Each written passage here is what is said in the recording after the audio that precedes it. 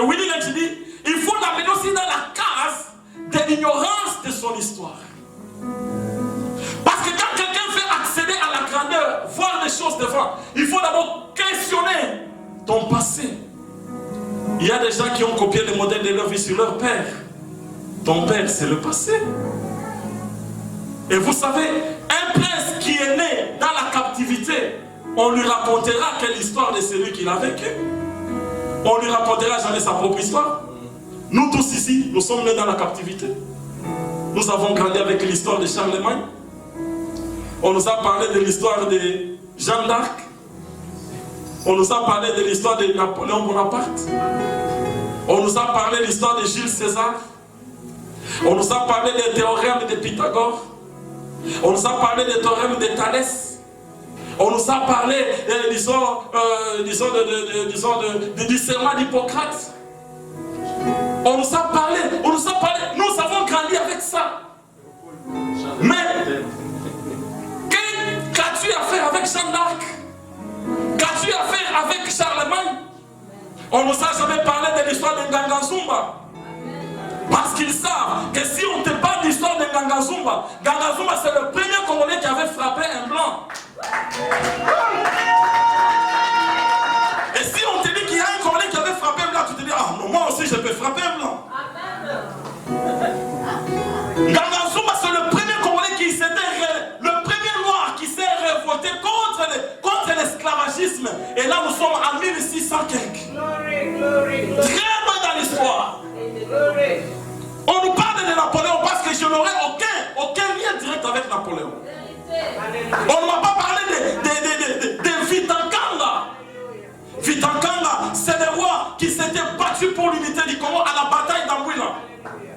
Il a dit, je laisse, il était malade même. Il a dit, je laisse tout, je vais combattre pour l'unité de ma nation. Vitankanga.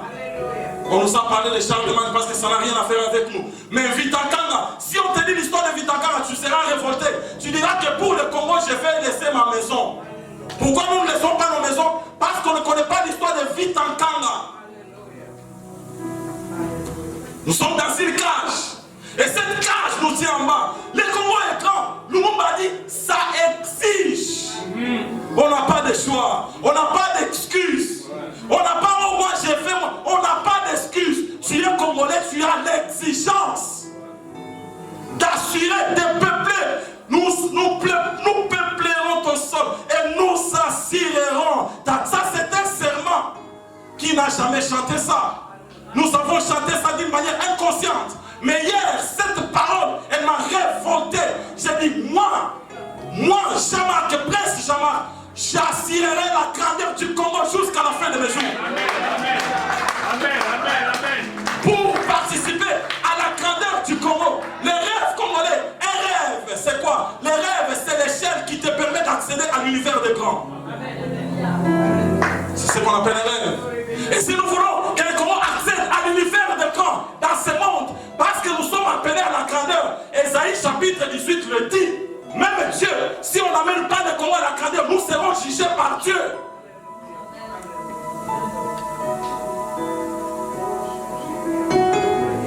Et maintenant je vais me garder mes 50 € pour investir dans mes chaussures. Non. S'il y a un besoin pour le Congo, avant que j'achète ma chaussure de 50 €, je résous d'abord les besoins du Congo pour assurer la grandeur du Congo. C'est une exigence. Je n'ai pas de choix. Je n'ai pas demandé à Dieu d'être Congolais. C'est Dieu qui a fait de moi Congolais. Ça dit, Dieu m'a donné une mission à laquelle je dois répondre. Si je ne réponds pas à la mission d'amener le Congo dans la grandeur, j'aurai des problèmes avec Dieu. Tous les excuses, toi avec Dieu, vous verrez. Ça, c'est ton affaire avec Dieu. France Fanon a dit quelque chose. Il a dit que chaque génération a une mission. Elle peut soit réussir la mission ou bien échouer la mission. Et bien aimé, nous sommes dans une génération extraordinaire qui a une mission particulière et spéciale à amener le Congo dans la grandeur et dans sa destinée. Amen. On ne nous a pas parlé de Kimpa Vita. Kimpa Vita, c'était une jeune fille de 21 ans, mais qui avait un idéal de se battre pour sa nation. Une fille de 21 ans. Aujourd'hui, les Congo, c'est d'avoir un beau cabello, d'avoir de belles chaussures, de se faire une photo et mettre sur Instagram. Voilà les rêves des filles congolaises. Mais il y a une fille de 21 ans qui a donné sa vie pour l'unité du Grand Congo. On nous a caché l'histoire de Kim Kavita pour empêcher à nos jeunes filles de se donner pour le Congo. Pour empêcher à nos jeunes filles d'aimer le Congo, de s'attacher au Congo. Notre bénédiction n'est pas de notre terre. Lorsque Dieu a créé Adam, il ne l'a pas mis dans l'espace. Dieu n'a pas mis Adam au ciel, non. Dieu a pris Adam, il l'a mis sur la terre. Il lui a donné une terre et une mission. Garde cette terre, protège cette terre et cultive cette terre. Que faisons-nous du Congo? Est-ce que nous gardons le Congo? Est-ce que nous cultivons le Congo? Est-ce que nous impliquons dans le Congo? Ou bien nous sommes sur Facebook? Il y a des gens qui ont de grandes cœurs dans l'inconscience. Ils n'ont rien à faire à la maison, ils mangent l'argent du social du matin au soir à la maison, devant ton ordinateur, faire des vidéos pour dire aux gens des choses qu'ils doivent faire au Congo. Descends au Congo si tu es un homme avec un pantalon. Pasteur Marc nous disait, il a dit une parole une fois qui m'a fait mal. Il a dit qu'on a laissé longtemps le fou parler au nom de notre nation. Nous avons laissé le fou parler au nom du Congo. Vous vous imaginez un homme normal prendre ce drapeau et le déchirer. Mais il a déchiré toute une nation.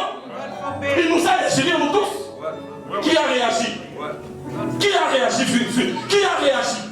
On n'a pas échiré le président, on a échiré le Congo. Parce que ce drapeau a existé avant que le président ne vienne. Qui a réagi? Un homme comme ça, on pouvait le manger cru. Sans sauce ni tomate. Bien-aimés dans le Seigneur, nous ignorons ce que c'est que le Congo. Nous ignorons la valeur de la terre. Willy Lynch, il a dit qu'on doit les caser, on doit caser cet homme dans sa famille. On nous a même dit que Léopoldé, pour que quelqu'un quitte son village aille dans l'autre village, il faut qu'il demande l'autorisation. C'est-à-dire, casse-lui chez lui, casse-le dans la famille. Qui n'est pas la pensée de la nation, non. Casse-lui chez lui. Qui ne pense qu'à sa famille, qui ne pense qu'à sa femme, qui ne pense qu'à son clan. Casse-lui là-bas. C'est pourquoi quand on ne parle que de nos tribus, pas que de nos langues, pas de nos provinces, de nos régions. Qui parle du Congo? On nous a poussé à aimer nos familles. On nous a poussé à aimer nos leaders politiques. On nous a poussé à aimer nos pasteurs. On nous a poussé à aimer nos partis politiques. On nous a poussé à aimer les habits. Toute une société qui a pour modèle des musiciens. Une société dont les modèles ce sont les musiciens. La religion qui t'indique, Potondelo là. Et ce sont quand tu mets, on les élève au niveau des zéros. C'est que la structure de la mentalité congolaise a été renversée. On a élevé la futilité, on a élevé les choses qui n'ont pas de valeur. Et le Congolais est attaché à cela. Mais des choses sérieuses, le Congolais n'est pas dedans. Donne-lui le théâtre de chez nous, il va regarder pendant 3 jours. Mais donne-lui un enseignant, il dira c'est bon.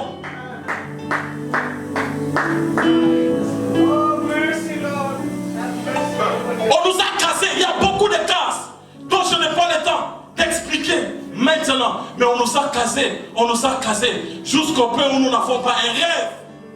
Le Congolais n'a pas la mentalité de la conscience collective. Ça n'existe pas chez nous. On n'a pas la conscience collective, ça n'existe pas.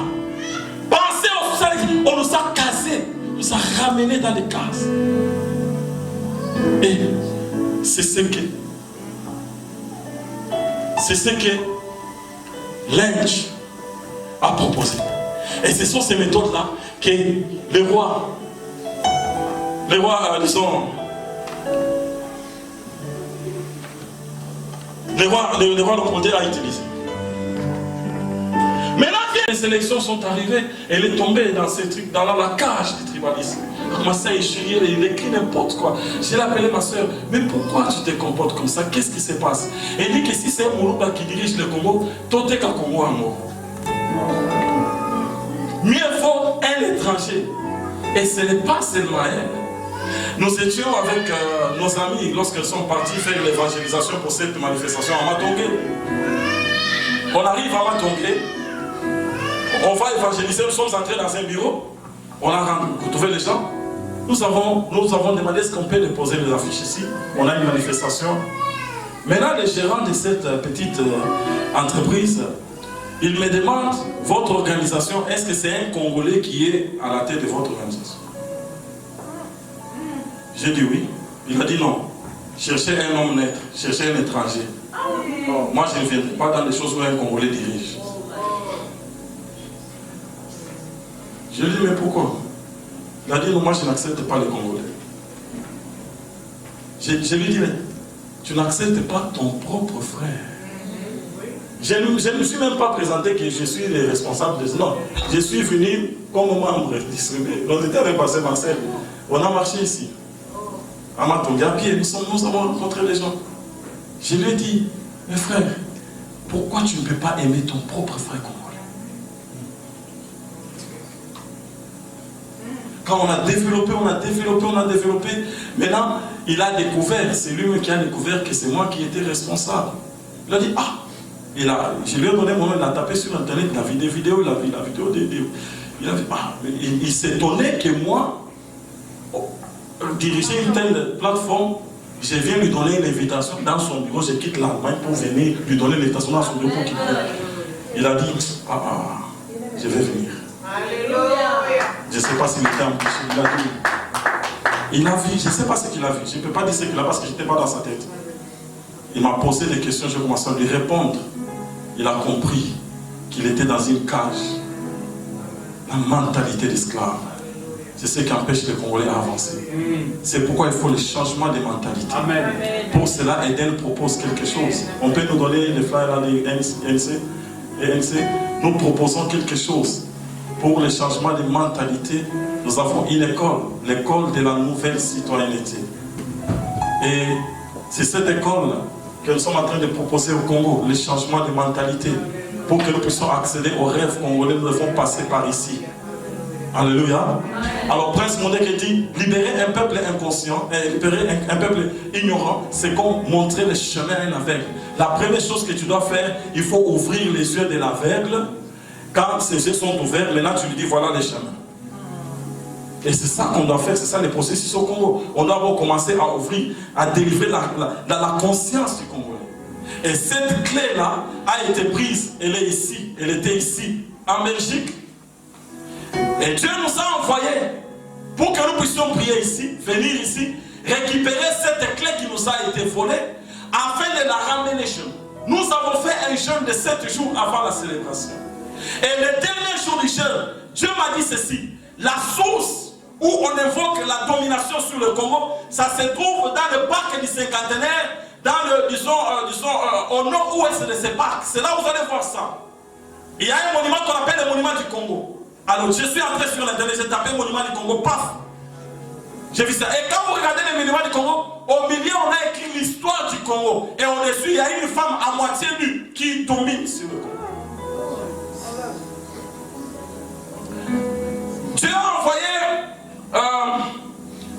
Élisée à la source afin qu'il puisse purifier la source. Le diable, en venant au monde, il a détruit le monde par la femme. Et pour restaurer le monde, Dieu passe par la femme. Dieu ramène toujours à la source qui a détruit. Alors Dieu va nous dire que nous allons partir à cette source-là. Et quand nous sommes arrivés, vous avez vu, il y avait, il y a comme un petit bassin là, où il y a l'eau sur ce monument-là. Ça représente déjà la source. Oui. Vous avez vu, non? Oui, oui. Dieu est merveilleux, Dieu aime le Congo. C'est le dernier jour du jeûne que Dieu m'a montré ça. Il a dit que voilà où vous devez partir. Et nous sommes partis, nous avons franchi les portes des tyrans. Alléluia. Nous avons cassé, brisé. Alléluia. Et nous voulons déclarer aujourd'hui la déclaration prophétique de l'indépendance spirituelle du Congo. Amen. Amen. Dieu nous a envoyés pour récupérer cette clé. Ramener aux Congolais la clé de la conscience. C'est ce qu'il faut aux Congolais. Révéler aux Congolais son identité. Nous avions prié pour la délivrance. C'était une première étape. Mais là, la deuxième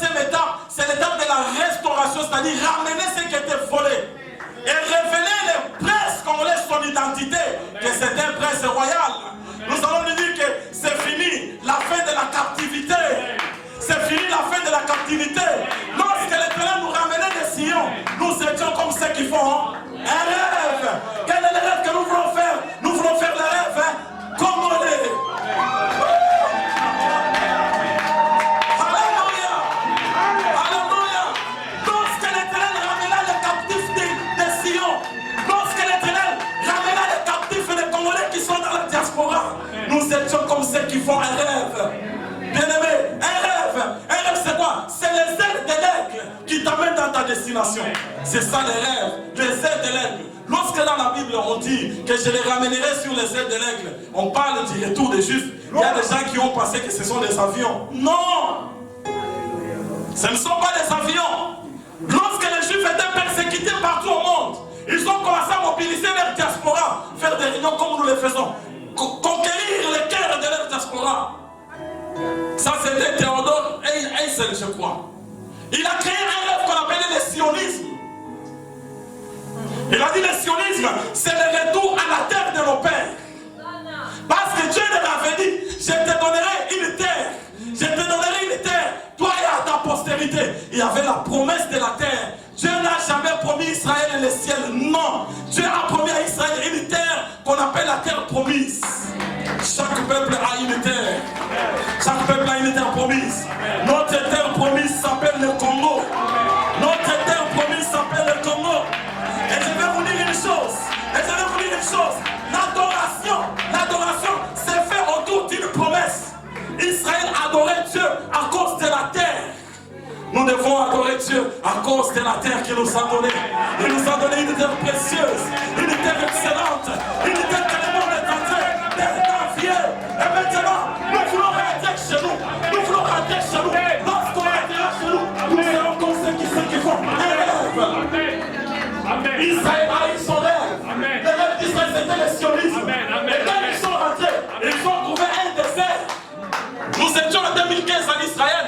Lorsque les Juifs sont rentrés, ils sont allés acheter les déserts. Les Arabes les ont vendus les déserts.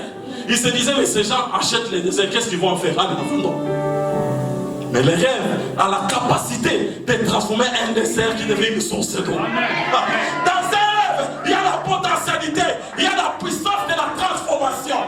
Nous ne retournerons pas au Congo quand le Congo sera bien, mais nous retournerons au Congo pour changer le Congo.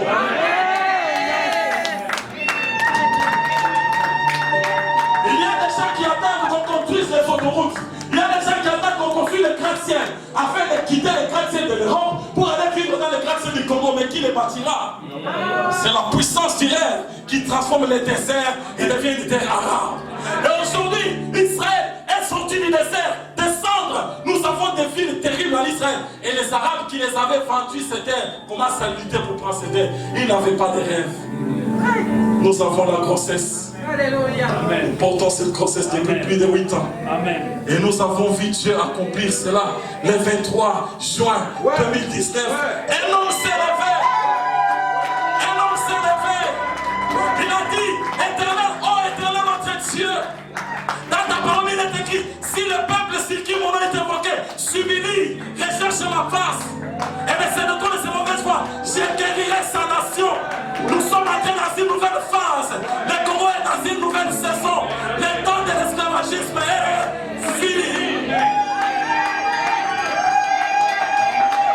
Il a dit, le règne des ténèbres est fini. Les ténèbres ne reviendront plus jamais. Et il a dit, nous élevons Jésus-Christ à la tête de cette nation. Nous élevons Jésus à la tête de cette nation. Nous élevons Jésus à la tête de cette nation. Jésus-Christ est RDC. Jésus-Christ est roi. Je vous pose une question. Vous avez déjà vu un roi dans une république? Non. Royaume.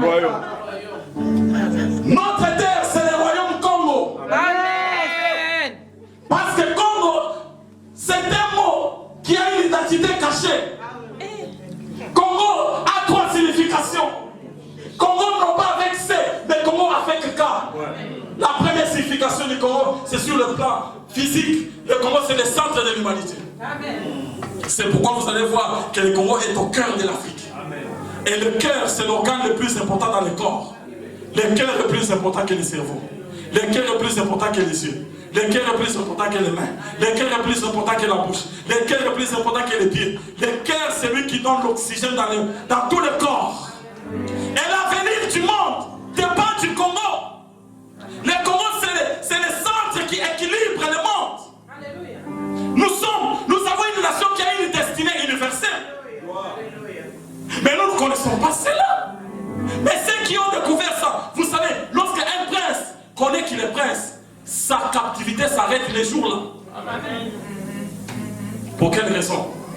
Parce qu'il va réaliser qu'il a le sang royal. Et celui qui a le sang royal, il ne peut pas demeurer dans la captivité. Un prince ne meurt jamais dans la captivité. Il y a deux solutions pour lui.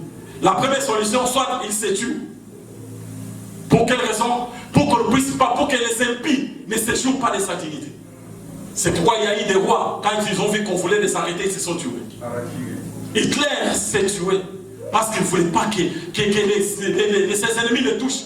Parce que s'ils le touchent, ils vont le ridiculiser. C'est pourquoi un prince, il se tue lui-même. Imaginez-vous, à ce niveau-là, quand tu atteins une dimension quelconque, il y a certaines choses qui seront, que tu regarderas même très dur par rapport à ton propre corps. Il y a des sacrifices que tu feras contre même ta propre vie. Parce qu'il y a certaines choses que tu ne peux plus te permettre.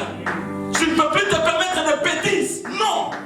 Amen. Amen. Tu ne peux plus te permettre la bassesse. Non. Amen. Amen. Parce que tu as le sang royal. Amen. Lorsque Moïse avait connu qu'il était un juif, la Bible dit que Moïse refusa d'être appelé fils de la fille de Pharaon.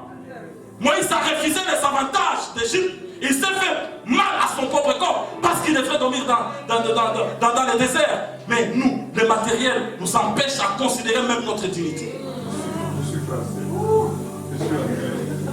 Tu arrives à la nationalité, les papiers français, oh je suis français. Tu arrives au Congo, moi je suis français.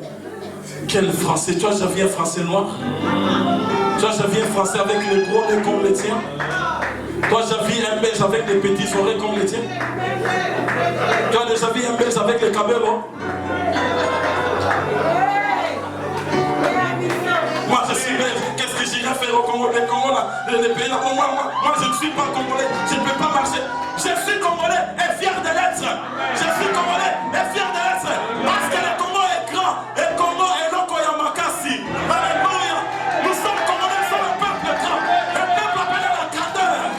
Un peuple appelé à la supériorité. Un peuple appelé à être grand. Nous sommes une nation puissante, forte et qui écrase tout.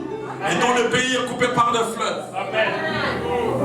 La deuxième chose pour un prince, lorsqu'il découvre qu'il est prince, il va faire ce qu'on appelle la révolution. Il va se révolter. Il va partir à la reconquête de son héritage. C'est ce que nous faisons. Nous sommes révoltés. Nous avons quitté nos pays. Nous avons laissé le travail. Nous avons laissé les choses. Nous avons acheté des billets d'avion, des billets de train. Nous avons payé les hôtels parce que nous allons à la reconquête de notre héritage. Nous allons à la reconquête de notre clé. Nous voulons reprendre notre clé, la clé qui nous a été volée. Et cette clé, nous l'avons pris. Nous l'avons pris. Nous l'avons pris. Nous avons pris notre clé. Alléluia. Au nom de Jésus-Christ, nous avons pris la clé de la destinée du Congo. Oui, nous avons pris la clé de la destinée du Congo. Amen. Aujourd'hui, nous allons faire la déclaration. Nos pères étaient venus dans ce pays. À la table haute, il y a 59 ans. On les a dupés, on les a menti. On les a donné une fausse indépendance sur le papier. Bon, on ne les a pas dit que vous êtes des princes. On ne les a pas montré la valeur de leur nation. 59 ans après, dans sa bonté, dans sa miséricorde, l'Éternel notre Dieu envoie des fils des anciens esclaves dans la maison de Pharaon pour que Dieu délivre Israël. Il a commencé à infiltrer Moïse dans la maison de Pharaon. Parce que c'est Pharaon qui était celui le tyran d'Égypte. Il fallait envoyer cet enfant grandir dans cette maison afin de connaître les secrets de cette maison, afin d'apprendre les sciences de cette maison et savoir où est-ce qu'il faut briser le fardeau. Et aujourd'hui, par la grâce de l'Éternel, nous y sommes arrivés. Nous sommes maintenant dans le processus de la réappropriation. Nous allons à la reconquête de notre héritage. Nous avons un héritage.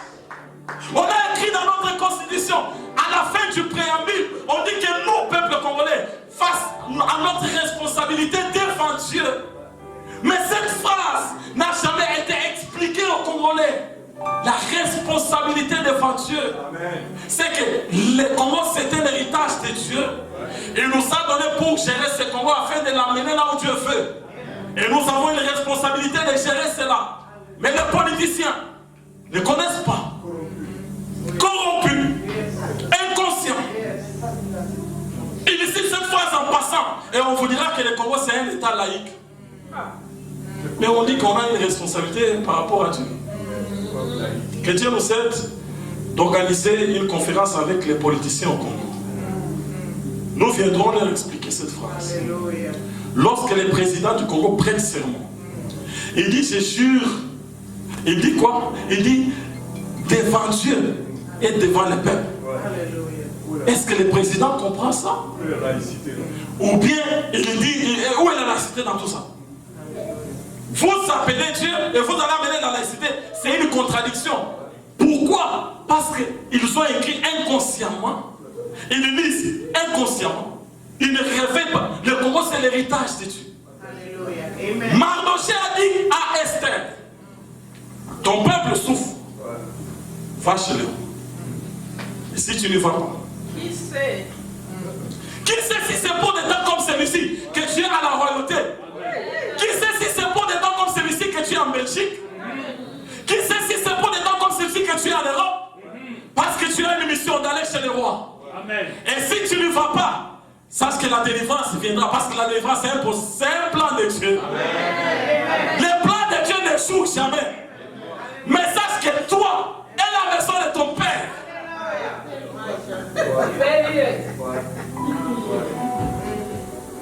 2020, ça fera 60 ans que le Congo aura eu son indépendance. Or, le chiffre 6, c'est le chiffre de l'homme. Dieu a créé l'homme au 6e. Et le jour que Dieu crée l'homme, Dieu lui donne aussi une mission. Créons l'homme à notre, selon notre. Pour quelle raison? Domine sur la terre.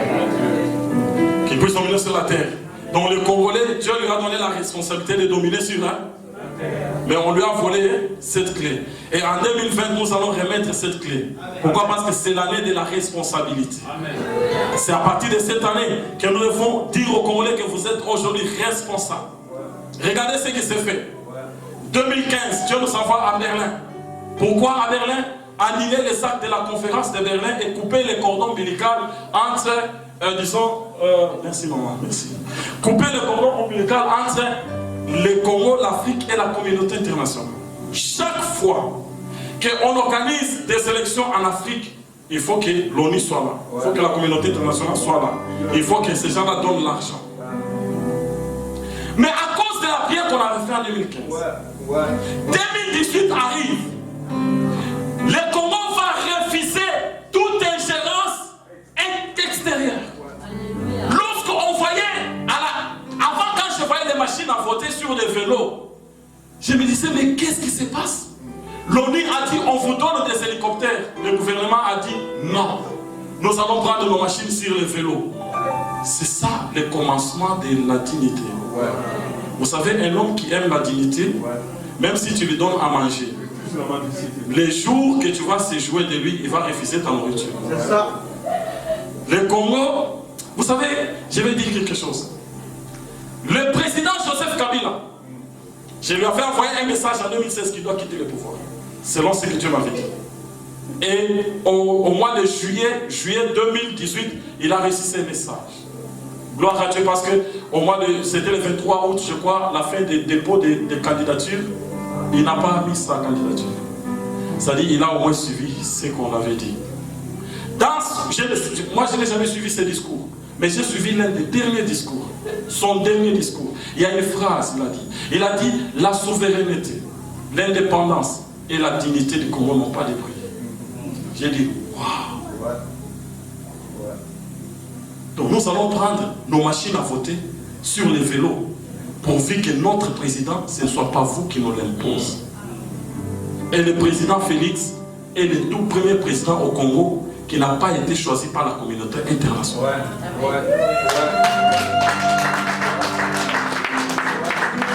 Il a été avant de devenir président. En 2018, nous avions dit en Suisse, on a signé un décret. On a dit que les bâtisseurs de la nation, à partir d'aujourd'hui, pour devenir président au Congo, tu dois être un bâtisseur, tu dois associer Jésus. Quelqu'un m'a demandé, avant les élections au mois de décembre, prophète Jean-Marc, qui sera président au Congo? J'ai donné ici la personne que vous verrez appeler la nation à la prière avant les élections. C'est celui-là. C'est le signe que j'ai donné. Et avant la fin des campagnes, le président Félix et Vital Kamerhe ont convoqué la nation. C'est la première fois qu'un politicien convoque la nation à la prière. J'ai dit quelque chose va se passer. Et le jour qu'on proclame les résultats, moi j'étais le premier à le refuser. Ma femme me dit que c'est le président Félix. J'ai dit non. Et après quand je refuse, mais c'est Dieu qui a décidé. Moi qu'est-ce que je vais faire? Dieu l'a choisi pour une mission afin de préparer les chemins pour l'accomplissement du plan de Dieu. Amen. C'est pourquoi il fallait qu'il y ait un ouin à la tête de la nation. Alléluia. Amen. Et notre nation, à partir d'aujourd'hui, il y a des choses qui vont commencer à changer au Congo. Donc Dieu choisit maintenant des hommes qu'il va lui-même placer là où il veut pour que le Congo de demain, ce n'est pas un Congo des escrocs. C'est la première fois de l'histoire de notre pays où dans un gouvernement on signe les codes d'éthique et de bonne conduite. Depuis, et Alain Moloto, qu'est-ce qu'il dira? Que l'heure de vrai arrive. Donc un ministre n'a plus le droit de toucher plus de $240 d'un cadeau. Ceux qui ont des oreilles, ceux qui ont des yeux, et tellement que le Congolais est dans sa cage, il ne voit pas tout ça. Il ne voit pas tout ça. Il y a quelque chose de nouveau qui se passe dans notre pays. L'Éternel lui-même est à l'œuvre. Dieu est en train d'agir. Il le fera avec nous ou sans nous. Et aujourd'hui, Dieu nous choisit. Profitons de cette occasion pour rentrer dans ce train. 2020, nous sommes à Kinshasa. Est-ce que tu vas venir avec nous? Nous allons remettre la clé. Nous allons remettre la clé. Nous allons remettre la clé. La clé nous a été volée. Nous allons remettre la clé. Commençons à épargner. À partir d'aujourd'hui, nous aurons besoin de vos belles voix. Dans le stade Camagnon là, la délégation de la diaspora vient. Nous aurons besoin de vos belles voix, de vos beaux. Nous, dans le stade, la délégation de la diaspora vient ramener la clé qui nous a été volée. Et nous allons inviter le président de la République. Il faut commencer à lui dire aujourd'hui que la délégation d'Éden viendra en 2020 pour vous remettre la clé.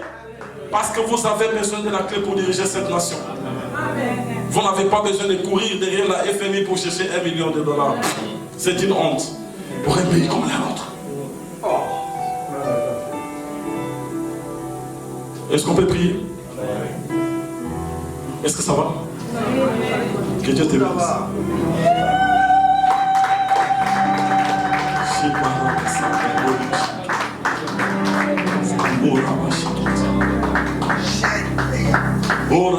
Avant de prier, nous allons faire une déclaration prophétique pour déclarer l'indépendance, la déclaration de l'indépendance spirituelle de notre nation. Je vais demander. Cette déclaration s'intitule le décret de Bruxelles. Le décret de Bruxelles. Déclaration de l'indépendance spirituelle du Congolais et du Congo par les Congolais réunis à Bruxelles en date du 17 au 19 octobre 2019 dans le cadre de la célébration annuelle de la plateforme Eden Diaspora. Nous, Congolais chrétiens d'Eden Diaspora, venus en ce jour du 17 au 19 octobre 2019 à Bruxelles, nous réapproprier du destin de notre nation, autrefois usurpée par les rois des Belges et la Belgique, avec la complicité de la communauté internationale, au travers de l'acte de la conférence de Berlin. Nous annulons toutes les ordonnances et les actes que nos pères ont signés avec leur propre sang et ce qui a aveuglé leur esprit. Amen. Nous sommes venus à la source. 1. Récupérer le pouvoir qui nous a été volé. Amen. 2. Récupérer notre identité de prince. Amen. 3. Récupérer notre terre qui a été conquise. Amen. Dominée et soumise à la domination étrangère. 4. Récupérer la clé que nos pères ont cédée à l'étranger. Amen. Par le sang précieux de Jésus-Christ, nous croyons qu'aujourd'hui prend fin cette domination et cette soumission au nom de Jésus-Christ. Nous déclarons aujourd'hui et proclamons solennellement l'indépendance spirituelle du Congolais et du Congo au nom de Jésus-Christ. Nous déclarons que nous sommes des princes qui ont découvert et retrouvé leur identité. Nous brisons les chaînes de mentalité servile qui ont lié l'esprit des Congolais. Nous libérons les Congolais et le Congo des chaînes de l'inconscience. Nous proclamons la victoire et la liberté totale du Congolais. Le Congolais est libre et le Congo est libre de toutes les emprises de l'esclavagisme, du colonialisme et de l'impérialisme au nom de Jésus-Christ. Nous proclamons Jésus-Christ roi du Congo. Fait à Bruxelles le 19 octobre 2019, Eden Diaspora.